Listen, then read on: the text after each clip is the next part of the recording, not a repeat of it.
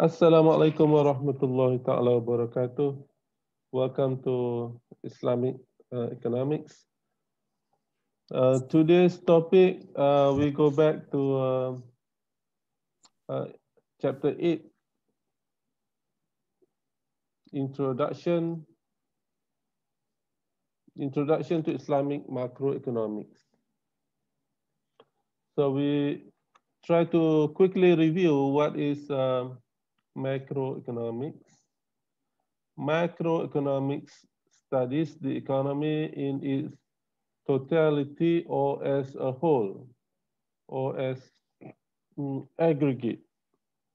So unlike microeconomics that studies individual economic units like consumers, households, firms, or industry, macroeconomics studies the whole economic system. So macroeconomics is the study of aggregates and averages of the entire economy, of the entire country. So such aggregates, for example, include national income, uh,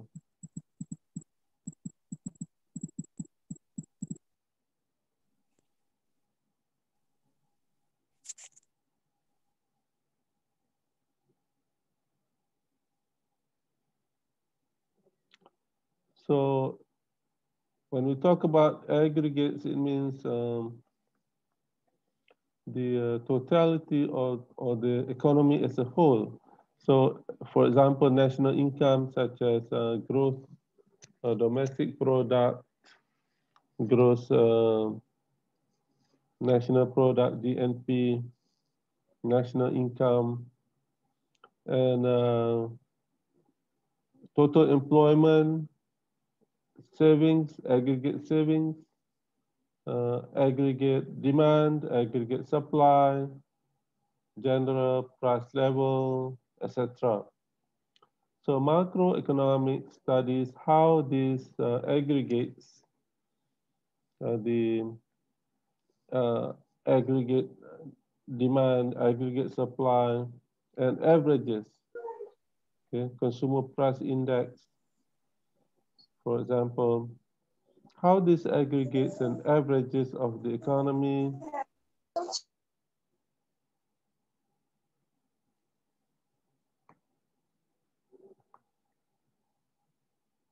how these aggregates and averages of the economy as a whole are determined, and what are the factors that cause the fluctuations or the changes.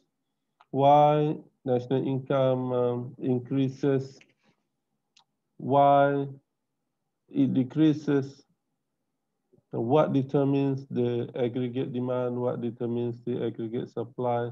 So these are discussed in the macroeconomics classes that you have studied before. So we quickly try to review what we have studied in macroeconomics class. The objective of macroeconomics is to achieve the maximum level of income and to achieve the full employment in the country.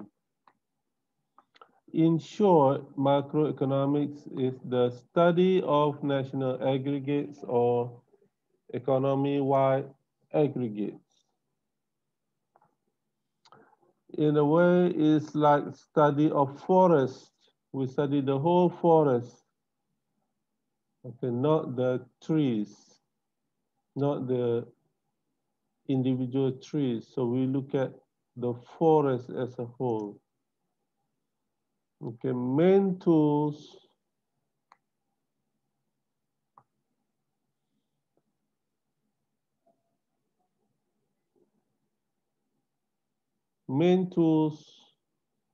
of the analysis of macroeconomics are aggregate demand and aggregate supply.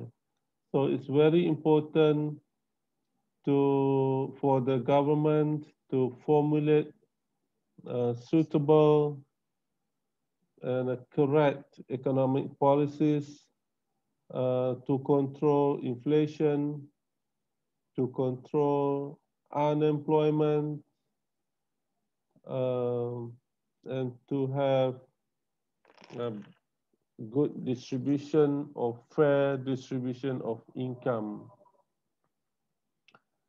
so that crises such as depressions, crises such as financial crisis uh, will not will be able to control and to cure. So the problems uh, occurs. The problem is unavoidable. Kita pun sakit, demam, ekonomi pun kadang-kala sakit, kadang-kala demam. So we have, like currently we have economic depressions, even in Malaysia. Economic depressions characterized by the high unemployment and the low purchasing power.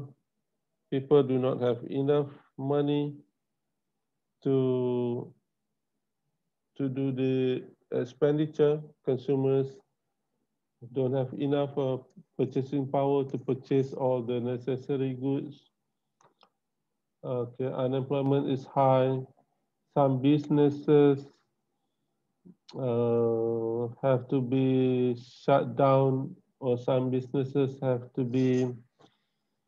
um, have to be curtailed, have to um, have have to be scaled down. Okay, so it's very important for the government to formulate the suitable and correct policies. So macroeconomics is the basis of all plans of economic development of not only the advanced economies, but also the underdeveloped economies. Like Malaysia.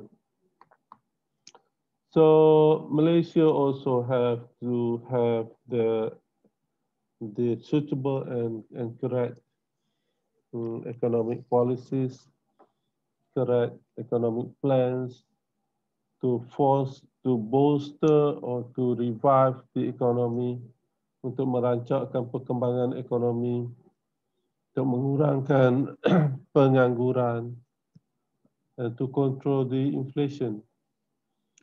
So penyakit inflasi, penyakit pengangguran adalah penyakit yang wujud. Tetapi kerajaan perlulah menyediakan dasar yang bersesuaian untuk menangani masalah atau menangani penyakit dalam ekonomi kita. Okay, apa dia penyakit dalam ekonomi? Pertama, economic depression or economic slowdown. Number 2, unemployment. Number 3, inflation. Okay, any question? Miss Araya, any question? No, doctor. The scope of macroeconomics. So remember, Tuesday night at 9 o'clock, we will have a review session for the second midterm. Okay, 9 o'clock at night, Tuesday night. And we'll have the midterm. Don't forget, mark your calendar. We'll have a midterm on the 24th of March, Wednesday, 2 p.m. until 5 p.m. Okay, the scope of macroeconomics.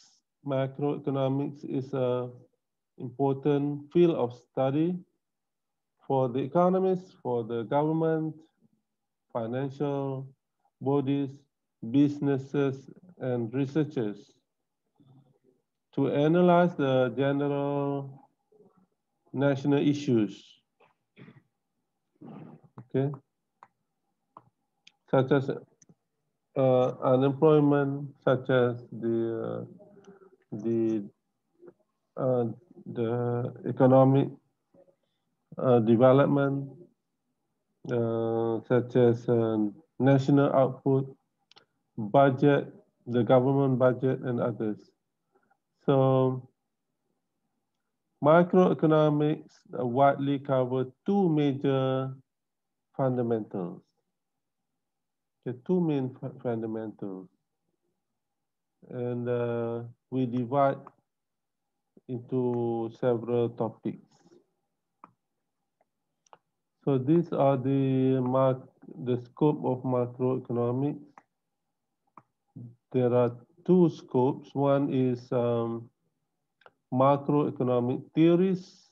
There are lots of macroeconomic theories and macroeconomic policies. So this one you have studied before in macroeconomic class, right? So there are several macroeconomic theories, the theory of development,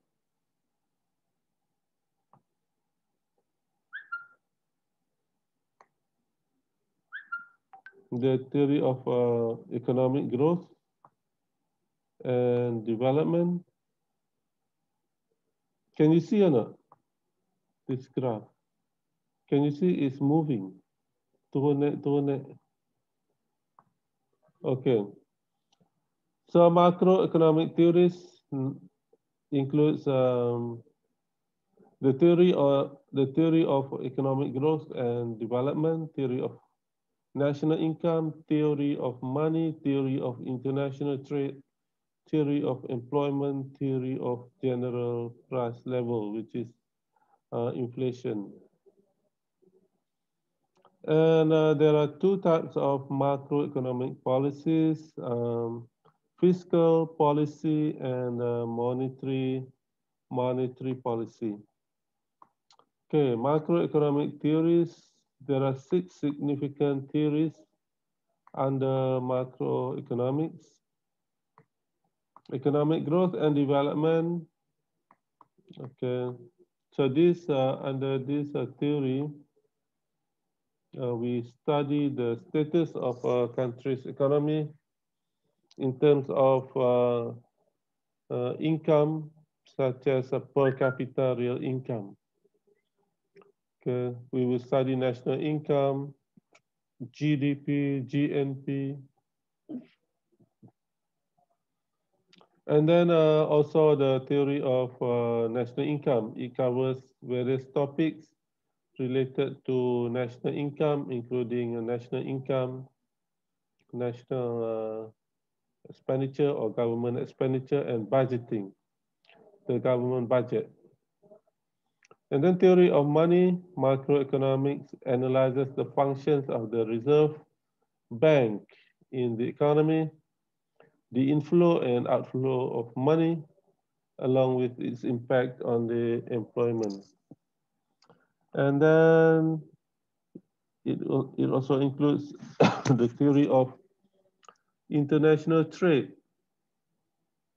So in the theory of national trade, we study the exports and imports of goods and services, and it determines the trade among various countries, and also what are the duties involved in the international trade. And then theory of employment. This branch of macroeconomics helps to figure out the level of unemployment and employment conditions in the country. And theory of general price level, the most important of all is the analysis of uh, product pricing, which determines the the increase or the decrease in the inflation. All right, so we have two macroeconomic policies, fiscal policy and monetary policy.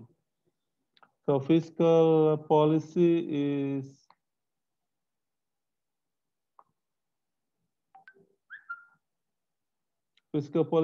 a means of meeting the deficit of income over expenditure. So in fiscal policy, there are two focus. One is the government income, and number two, the government expenditure. So it determines the budget, whether it is surplus or balanced budget or the deficit budget. If the if the government expenditure is more than the government revenue, we call it uh, deficit. Okay, you spend more than income, so deficit.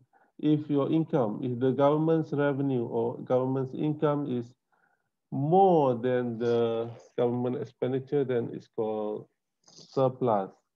If the income and expenditure is equal, we call the balanced budget.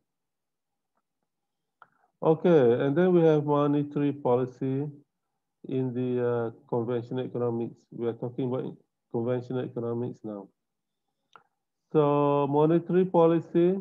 So before we study the Islamic fiscal and Islamic monetary policy, I would like to review the conventional fiscal and monetary policy. So monetary policy is framed by the Reserve Bank, or in Malaysia we have uh, Bank Negara Malaysia. Okay. In Malaysia, we have Bank Negara Malaysia in collaboration with the government. So these policies are measures taken to maintain economic stability and growth in the country by regulating various interest rates. So this is a conventional monetary policy. And of course, like we discussed before, Islamic monetary policy. In Islam, interest or riba is forbidden. So riba cannot be used, interest or riba cannot be used as a tool in the Islamic monetary policy. Okay, let me remind you, you have to view the video in Dr. Yusuf TV because the midterms and final exams, it covers not only the lecture, not only lecture notes. So if you read these lecture notes or the textbook that I write, it's not enough because sometimes there are some explanations that are not in the book but in the video. So I would recommend that all of you view the video. Okay? Most of you still don't never view the video on Dr. Yusuf channel. So in order to do well, you need to find time to view the video. So if you don't understand, then you can repeat and you can watch many times. All right, so let's continue. The importance of macroeconomics It helps to understand the functioning of a complicated modern economic systems. So macroeconomics describes how the economy as a whole function and how the national income and employment level is determined on the basis of aggregate demand and aggregate supply. And it helps to achieve the goal of economic growth. Like we said, the objective or the goal of macroeconomics is to achieve economic growth, okay, higher level of GDP and higher level of employment. Macroeconomics analyzes the forces which determine economic growth of a country and explains how to reach the highest state of the economic growth. And currently, our economic growth is not so good because of the effect of the COVID-19. So there must be some understanding on macroeconomics and how to use the macroeconomic tools to revive the economy. Currently, our economy is slowing down. Kemelesetan ekonomi. All right. So number three, it helps to bring stability in price level because the objective of macroeconomics is to make sure the price stability uh, could be maintained. So we want to we want to fight the continuous increase in the aggregate price. We want to fight inflation, right? All right, so it helps to solve economic problems like unemployment, poverty, business cycles, the ups and downs of the business activities, and with understanding of macroeconomics, hopefully the government can formulate suitable and correct policy. Last but not the least is that macroeconomic theory has saved us from the dangers of application of microeconomic theory to the problems of economy as a whole. Now we go to Islamic fiscal policy. Okay, so before we go, any question? Okay,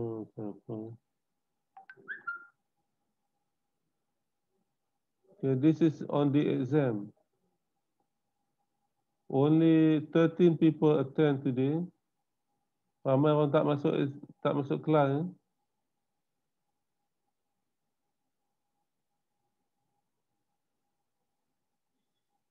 Any question? No, Azlina.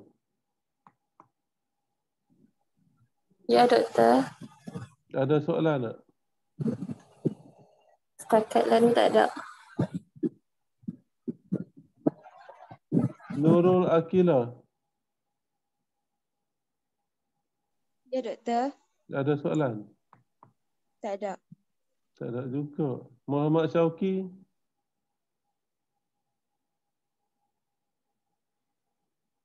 Ya, doktor. Ada soalan?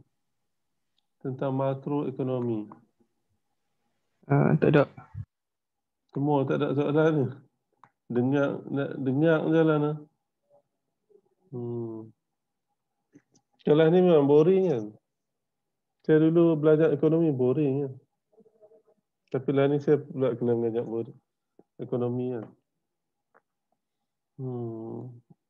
Nak tanya soalan, tak tahu lah. Sebab kelas ni memang boring kan? Nurul Akilah.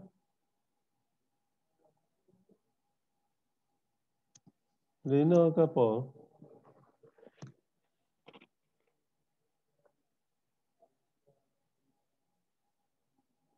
Nurul Akilah ni Lena kan?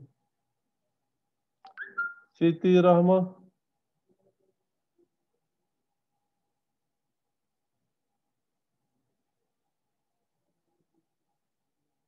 Hamdi Halis.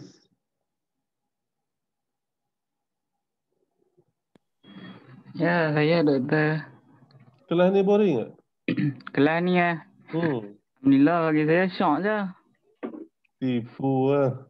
Takat lah saya tak pun tinggal lagi rasa. Doktor. Kelas ni memang boring. Ha? Kelas ni memang boring. Tak ada lah. Boring. Mesti ada program lagi doktor. Tu nak jack saya tu. Ya? Kamu nak jack saya tu. Betul. Saya dulu belajar ekonomi 7 tahun. Daripada degree sampai master sampai PhD setahun. Buat PhD ekonomi setahun. Kemudian saya tukar PhD. Betul je. PhD Tajuk je. saya tukar PhD kepada bidang kewangan Islam. Sebab saya boring dengan ekonomi. Boleh tukar apa ni ya, apa bahagian tu. Apa Boleh. skop tu? Sebab saya buat PhD guna duit sendiri. Sebab saya tak ambil tajaan kerajaan. Degree dengan master je saya ditaja oleh JPA. Dapat beasiswa lah doktor. Dapat beasiswa. Alhamdulillah. Saya dapat beasiswa duduk 7 tahun di US. Doktor. Ya. Duduk US syok lah. Kalau pergi melancong syok. Kalau pergi belajar tak syok. Sebab subjek di sana tough. Susah lah tu. Melancong syok, pergi jalan-jalan seronok. Kalau pergi belajar tak seronok lah. Sebab pengalaman saya di sana subjek sana tough lah. Universiti yang saya pergi tu universiti yang tough lah, yang susah lah. University of Wisconsin, Milwaukee. Dari Milwaukee nama dia. University of Wisconsin, Milwaukee. So, universiti tu susah nak masuk, senang nak keluar. Susah nak skor, susah nak masuk, nak kena tendang, senang lah. Macam tu noh. Jadi yang terpilih sana adalah student yang terpilih lah daripada student yang skor lah kan, daripada MRSM, daripada zaman tu lah yang kelas sekolah-sekolah di Malaysia yang skor MRSM, sekolah menengah sains, ada kolej-kolej lah macam kolej Islam, kolej Tengku Kursia, kolej Sultan Abdul Hamid, macam tu lah. So, saya pada kolej Islam. Kolej Islam. Lah ni kisah lah. Dulu kolej Islam Kelang. Kolej Islam Kelang. Saya dulu mengaji pondok. Lepas tu pergi kolej Islam Kelang. Daripada pondok pergi kolej Islam Kelang. Daripada kolej Islam Kelang pergi ke US. So, cita-cita nak jadi ustaz. Tapi tak jadi ustaz sebab sebab terpilih untuk sambung ke US. Kalau tak ke US, saya nak ke Al-Azhar lah. Background saya pondok. Jadi, abang-abang saya semua ustaz-ustaz pergi Azhar. Saya seorang pergi US. Jadi, bila saya balik kampung, orang tak respect saya lah sebab saya bukan ustaz. Sebab saya tak alim. Apa doktor? Tinggi tu ngaji. Mereka tak tahu no. Tak apalah, orang pandangan macam tu lah. Kalau balik kampung, saya orang pondok. Saya dibesarkan di pondok. Kalau balik di pondok tu, orang yang ustaz-ustaz tu mereka respect lah. Yang bukan ustaz ni mereka biasa-biasa lah. Apa doktor, makroekonomi pun ada Islam juga doktor. Mereka tak tahu saya PhD kewangan Islam. Saya mengajar saya boleh mengajar subjek-subjek macam ekonomi Islam, zakat, wakaf, fiqh muamalat. Dari satu segi macam ustaz lah juga. Cuma saya tak mengajar dalam bahasa Arab, mengajar dalam bahasa Inggeris. Itu je lah. Okay, let's continue Islamic fiscal policy. So, what's the difference between Islamic and conventional fiscal policy? There are many similarities. Ada juga persamaan antara dasar fiskal konvensional dan dasar fiskal Islam. Ada persamaan dan ada perbezaan. Most economic scholars have no objection on using fiscal policy as an instrument to achieve certain macroeconomic goals. However, the objectives of Islamic fiscal policy are different from the objectives of the conventional fiscal policy. Furthermore, Islamic economic system is different from the conventional economic system, like we discussed before. This is because in the Islamic economic system there are principles of permissibility, ada hukum mengenai halal, ada hukum mengenai haram, permissibility and impermissibility. Kalau konvensional, dia tak ada halal, tak ada konsep halal, tak ada konsep haram, tak ada konsep akhirat. So dalam Islamic fiscal policy, dia ada konsep halal, ada konsep haram, ada konsep akhirat. We want to achieve the falah, the success in this world and the success in the hereafter. So in Islamic fiscal policy, we must follow the principles of Sharia. Kena ikut prinsip-prinsip Syariah. Prinsip Syariah tu datang daripada mana? Daripada Quran, daripada hadis, daripada ijma, qiyas dan sumber-sumber yang lain. Okay. Islamic government and economic system. Islamic state is, when we talk about Islamic state, okay, it composed of two words, Islam and state. Islamic state. So Islamic state, negara Islam ataupun kerajaan Islam, revolves around the Quran and the Sunnah. Yang penting bila kita sebut Islam ni ialah mesti berpaksikan kepada Quran dan Sunnah. And not around Muslims. Sebab apa? Ada juga negara yang diperintah oleh orang Islam tapi tidak mengamalkan prinsip Islam. Tidak dasar kerajaan tidak berpaksikan atau berlandaskan Quran dan Sunnah. So yang penting sekali ialah untuk menentukan sesebuah kerajaan itu Islam atau tidak, mesti melihat kepada dasar pemerintahan itu adakah berlandaskan Quran dan Sunnah atau tidak.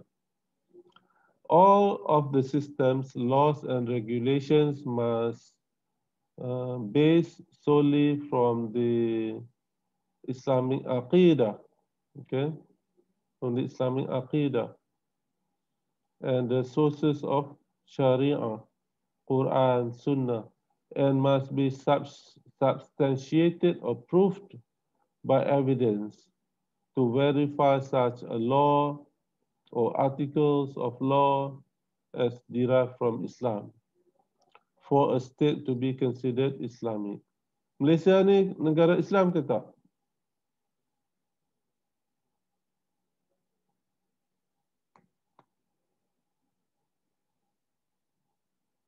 Malaysia ni negara Islam ke tak? Islam. Okay. Untuk menentukan negara itu Islam atau tidak, bukan bergantung kepada sama ada pemimpinnya Islam atau tidak. Yang penting negara Islam itu semua sistem undang-undang dan regulations mesti berasaskan pada akidah dan mesti berasaskan pada sumber syariah, dan semua undang-undang mesti mesti berasaskan kepada Islam. Ya, sumber hukum mestilah datangnya daripada Quran dan Sunnah. Apa-apa yang dilarang oleh Quran, apa-apa yang dilarang oleh Sunnah, tidak boleh dilaksanakan. Itu baru negara Islam. Okay. Islamic State should guarantee equal rights to all ethnic, racial, cultural, tribal, and religious groups. The Quran considers racial, national, tribal, and linguistic differences as signs of Allah. Signs of Allah, ayatullah, and indicative of identity. So the Islamic State should have the following characteristics: absolutely non-discriminatory on the basis of race, color, language, and nationality. So kerajaan Islam tidak boleh mengamalkan diskriminasi berasaskan bangsa, warna kulit, bahasa, ataupun kewarganegaraan.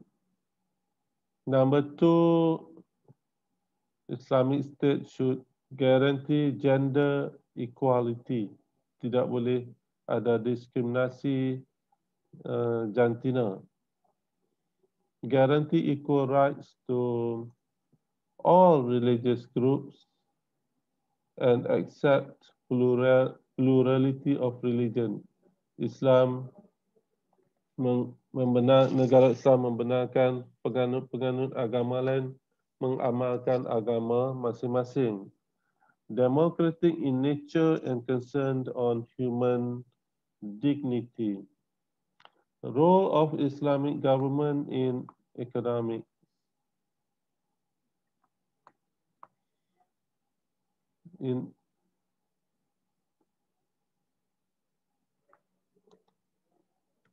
Role of Islamic government in economy. The role of Islamic government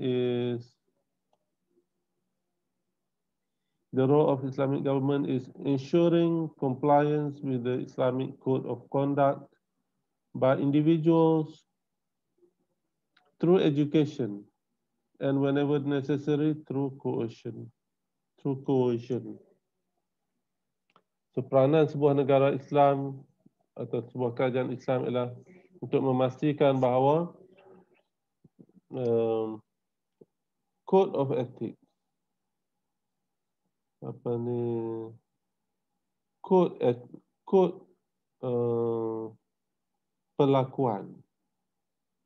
perlakuan Islam itu dipatuh oleh individu. Okey. Kerajaan Islam mesti memastikan misalnya peniaga mesti berniaga benda yang haram, benda yang halal, benda yang halal. Macam mana nak buat? Through education. Mula-mula mendidik dulu. And whenever necessary, through coercion. Kalau tak jalan juga dengan pendidikan, boleh menggunakan paksaan. Misalnya boleh menggunakan denda, boleh menggunakan hukuman. In addition, the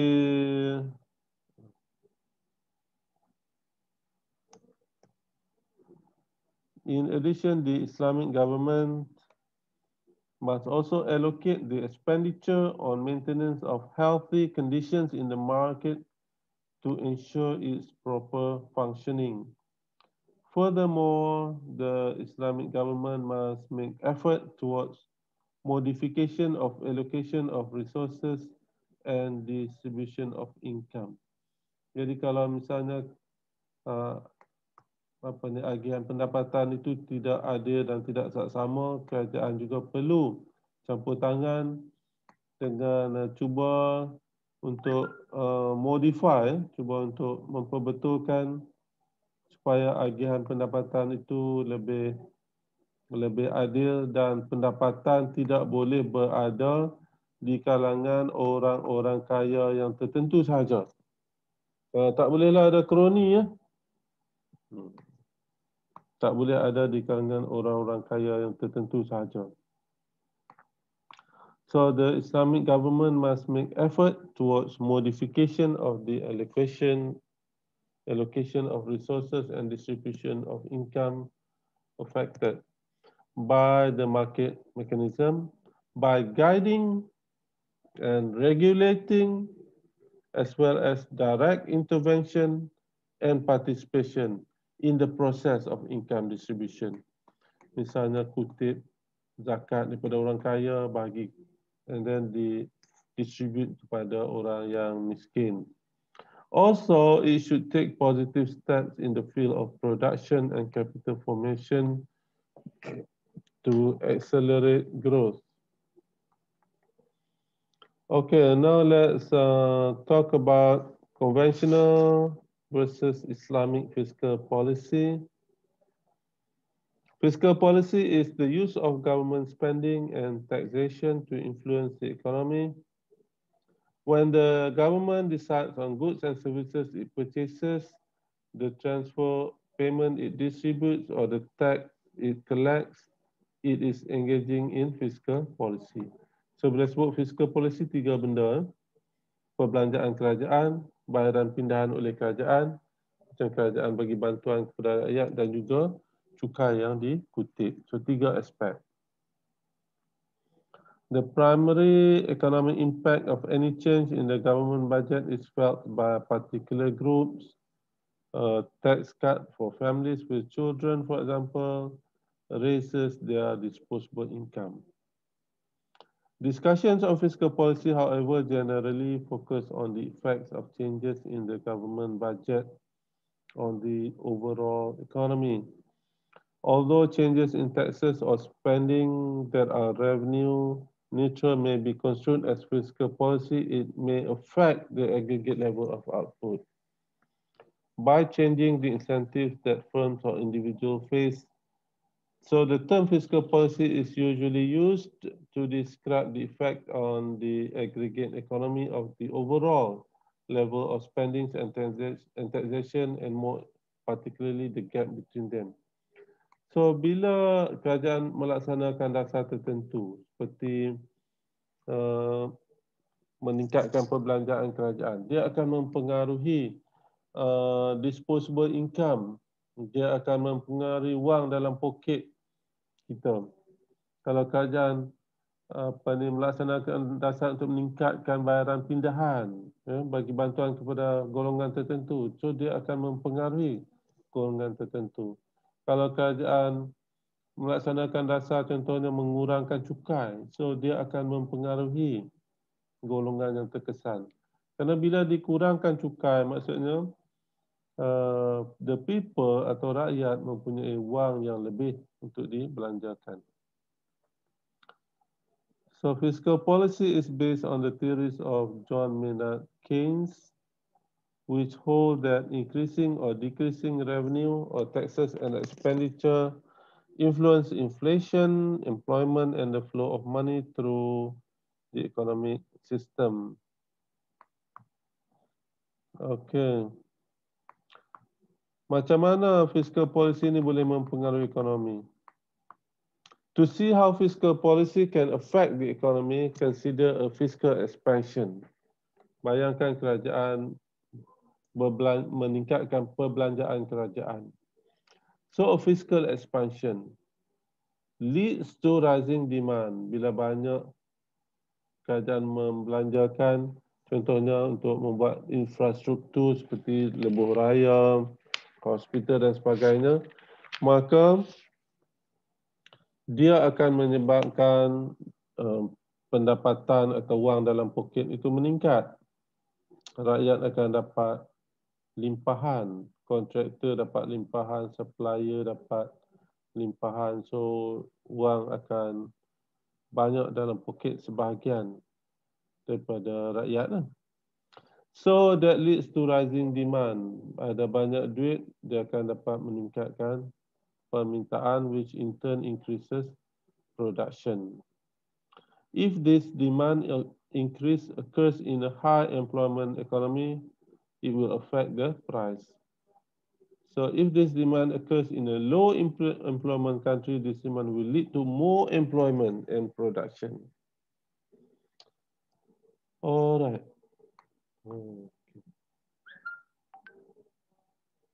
Nurul Akilah masih lena lagi ya? Ya, doktor. Oh, ingat Dok Lena. Tak. Kelas ni boring kan? Dok pun. Mesti ke? Ramai orang lena. Okay, so let's discuss fiscal policy in an Islamic economy. Okay, nak habis ni. Kalau boring pun dengar jalan lah.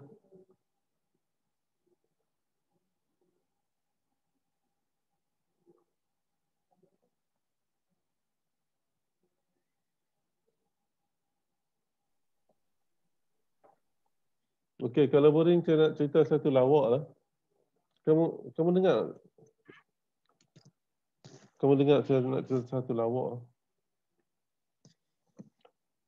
Okay, bila saya kahwin, saya tanya isteri saya sebab apa dia setuju untuk kahwin dengan saya. So dia kata ada 5 sebab. Pertama, dia nak suami yang lebih tua daripada dia. Okay, pertama. Kedua, nak suami yang lebih tinggi. Okay, so saya suami yang lebih tinggi ya. Yang ketiga, nak suami yang boleh membimbing. Okay, nak suami yang lebih yang boleh membimbing. Yang keempat, nak suami yang baik. So, okeylah, saya baiklah. Kelima, suami tu mestilah tak handsome. Okey. Oh, tak lawak. Okey, kita sambung. Oh, tak ada orang gelak. Hamdi tak gelak apa. Ya, doktor. Oh, tak lawak. Saya buat lawak, tak ada siapa gelak. Enggak. Isteri saya kata saya tak handsome. Ya. Isteri saya kata dia nak suami yang tak handsome. Jadi disebabkan Kenapa doktor? saya tak tahu kat dia. Ya. Saya pun tak tahu siapa. Kalau doktor handsome macam mana? Kalau saya handsome, dia tak mau kat saya. Allah. Dia mau saya sebab dia nak suami yang tak handsome. Kalau Handsome payah jaga, doktor. handsome payah jaga. Sebab apa? Orang handsome maintenance kurang doktor. Sebab tu dia pilih saya. Handsome sangat, kira ramai berkenan, doktor. Oh, bahaya kan? Jadi sebab saya tak handsome, dia pilih saya lah. Dia tak mau suami yang handsome.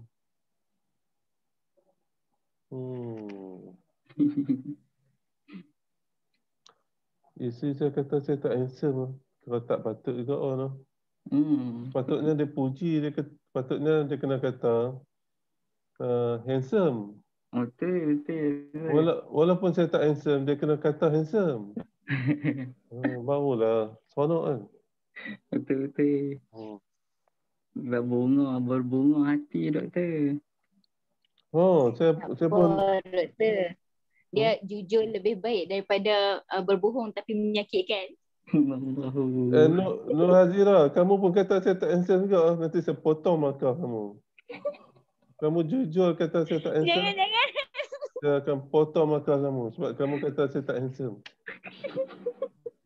Kamu kena main politik. Kena kata saya handsome baru saya bagi markah banyak. Okey, nanti Nur Hazira. Handsome, doktor. Handsome cara-cara Melayu lah. Oh, cara Melayu, ingat cara orang putih. Dulu macam muda saya handsome kok. Saya perasan lah saya handsome. Tapi saya rasa saya tak handsome pun sebab tak ada siapa mahu dengan saya masa saya muda. Okay, so sambung. Fiscal policy in an Islamic economy would be used to achieve the same objectives as in conventional economics.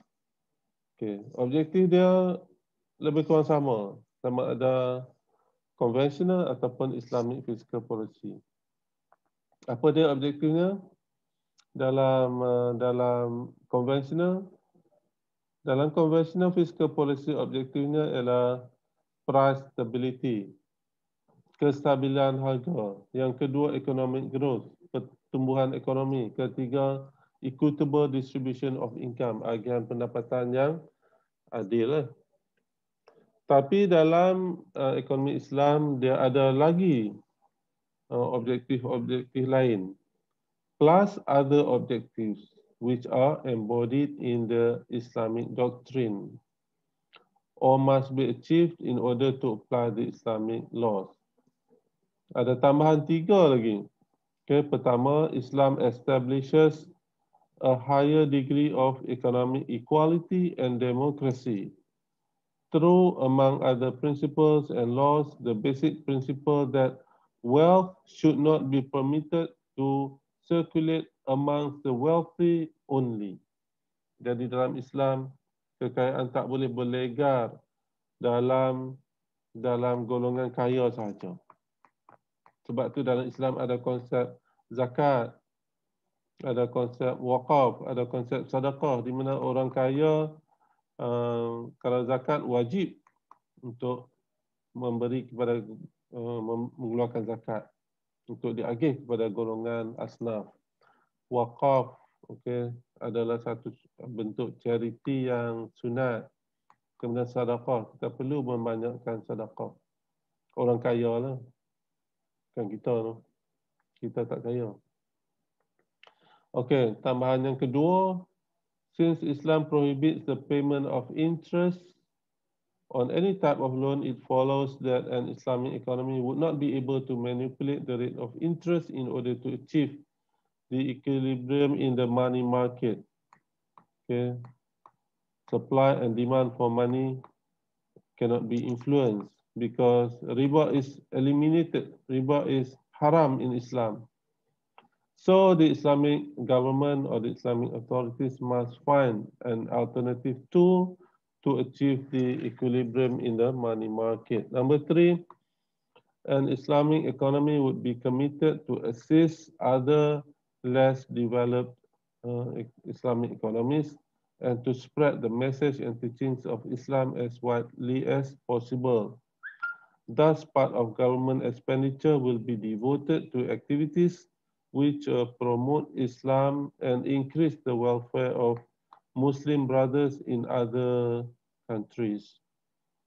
So the taxpayers in Islamic economies realize that part of the tax that he or she pays are committed to the service of Islam. Islamic fiscal policy is discussed mainly within the framework of Islamic distributive justice. Distributive justice is not the only objective that fiscal policy is capable of achieving. Fiscal policy is one of the instruments to ensure distributive justice in an Islamic society.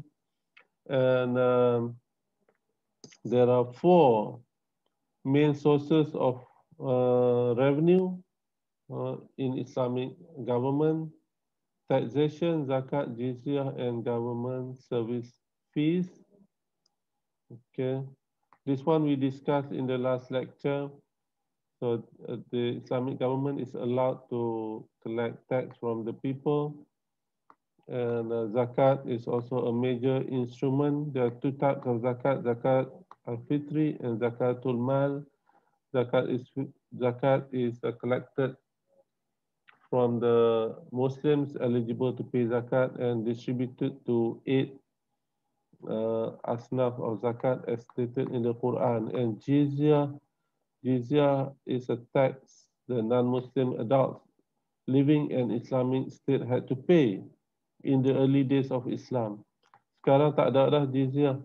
And then yang keempat, government service fees. Okay, insyaAllah we will continue in the